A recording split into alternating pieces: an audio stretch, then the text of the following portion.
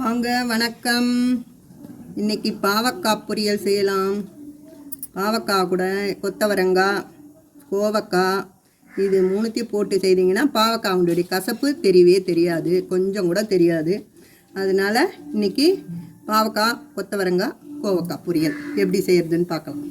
பொரியல் தாளிப்பதற்கு கடுகு, உளுத்தம்பருப்பு, வெங்காயம், தக்காளி, கறிவேப்பிலை, நம்ம வீட்டுக்கு குழம்பு தூள் தான், புளி கொஞ்சம். பாவக்காவை குக்கரில் 2 விசில் விட்டு வேக வச்சுக்கலாம். எல்லாத்தையும் ஒன்றா போட்டுடலாம். பாவக்காய், கொத்தவரங்காய், கோவக்காய். தண்ணி விட தேவை. இதில் உப்பு மட்டும் சேர்த்து விரட்டி 2 விசில். வேணும்னா அதில் கொஞ்சம் உப்பு தாளிக்க சொல்ல கொஞ்சம் உப்பு சேர்த்துக்கலாம். இப்போ கொஞ்சமாக இதுவே தண்ணி விட்டுக்கும், அதனால் நம்ம தண்ணிலாம் விட தேவையில்லை. சொல்லுவோம். குக்கரில் 2 விசில் வச்சு மூடி போட்டு 2 விசில் வெந்துடும். பாவக்காய், கோவக்காய், கொத்தவரங்கெல்லாம் வெந்துடுச்சு. இதை எடுத்து வச்சுக்கிறேன். இதை தாளிக்கலாம். தாளிக்கிறதுக்கு தேவையான எண்ணெய், ஒரு குழிக்கரண்டி எண்ணெய் விட்டுங்க. கொஞ்சம் ஜாஸ்தியாக பிடிக்கும். எண்ணெய் காஞ்சதும் கடுகு வெடிக்கிட்டான்னு சொல்லிட்டு உளுத்தம்பருப்பு, வெங்காயம், கறிவேப்பிலை. வெங்காயம் நல்லா செவக்கணும்.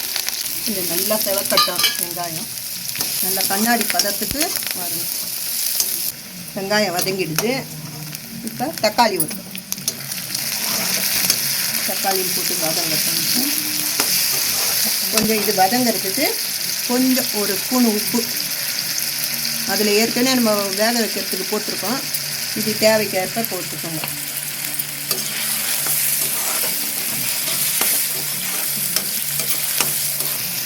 இப்போ குழம்பு மிளகாத்தூள்,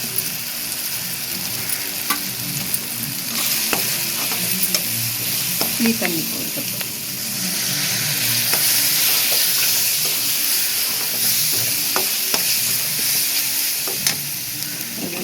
காயை அதில் போட்டு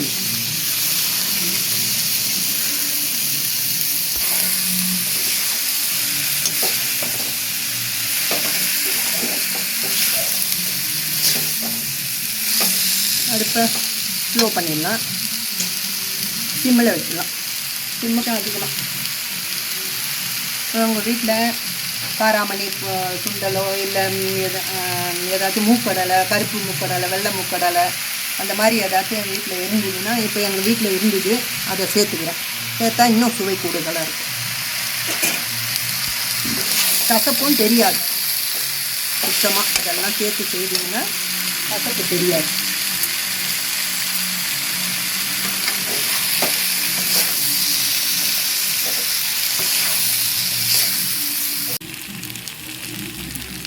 ஸ்டவ் ஆஃப் பண்ணிவிடுங்க.